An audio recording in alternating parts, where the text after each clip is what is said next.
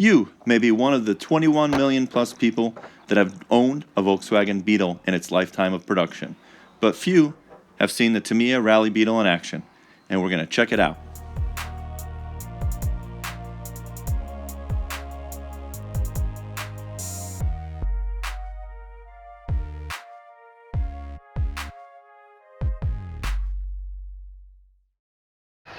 Sure, racing is fun, and honestly it'd be awesome to race a bunch of these together. But every once in a while, I think we need to slap racers in the face. And this Beetle is a slap to a racer face. Why? Because it's not really a race machine, although it can be. You can see that it follows true to Beetle form with a motor in the back and the steering in the front, something that Tamiya doesn't usually match. It's a four-wheel drive chassis, MF01X chassis, has upright shocks and not the best dynamics if you're looking at it from an engineering standpoint. And the 540 motor included in here, you can see we used a 2S pack, provided a decent amount of power. Plastic bushings, oh my god, we're still talking about plastic bushings. Let's move on. It has plastic bushings. Fixed links, fixed everything, no oil in the shocks. But oddly enough, this thing felt fast on Tamiya's dirt track. It's the right size for this car, it kind of goes fast. And the bouncy nature of the suspension, well, actually added to the drama. You can see the shaft has risen up above the battery, so the battery can go latitude across the chassis. The shocks are very upright and bouncy. There's no camber changes or anything you can do, which is kind of fun. As I'm saying, for racers, you kind of dread this because you can't do anything to it. But from a racing standpoint, if you had a bunch of these in a spec class, pretty freaking awesome.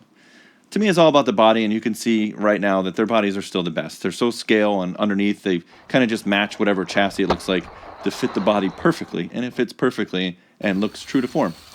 Handling-wise, I guess we have to talk about building a little bit. The Servo Saver is the old-school three-piece Tamiya one that should not be used on the car. It's sloppy. We had so much steering wander from it really not holding together right. I don't know if it was just who built it or, I don't know.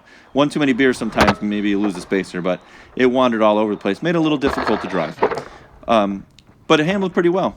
The traction on this track, because it was blown off from all the winds we had and some rain, was pretty high for this track, and the tires stuck. We actually didn't glue the tires and blew them off, which I didn't think it was fast enough to do. Turn-in was good. It jumped okay. Obviously, it's not made to jump these giant mounds. It's a rally car. It's supposed to be to scale.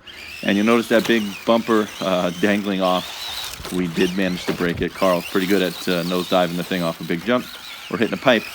But that's kind of the only damage that it suffered, is that big plastic bumper and lights in the front, the rally part of this Beetle. You can take it off or just be prepared that it's going to break and you probably need more.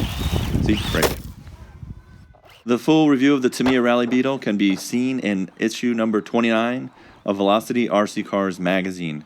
Download it today, instantly. Subscribe, it's super cheap. You can't go wrong.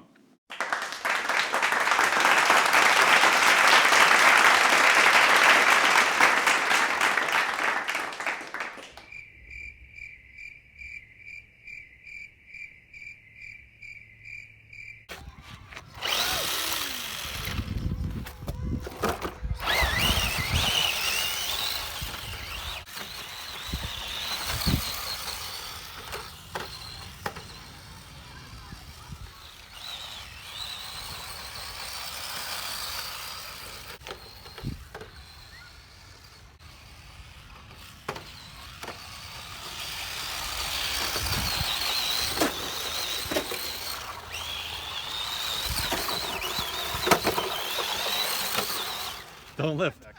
Oh, the tires come off.